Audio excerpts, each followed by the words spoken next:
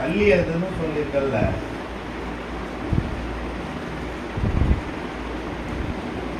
அடுத்து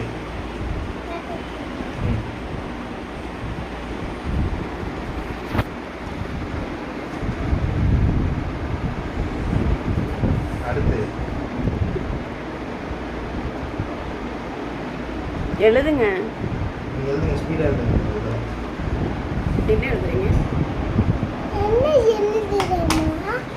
எழுதிட்டு போங்க. தயவு செஞ்சு கொஞ்சம் கிளம்புறியா அந்த பக்கம். அப்ப நீங்க எழுதுங்க, ஸ்பீடா எழுதுங்க. சரி எழுதுங்க, தப்பா இருந்தது எழுதுங்க.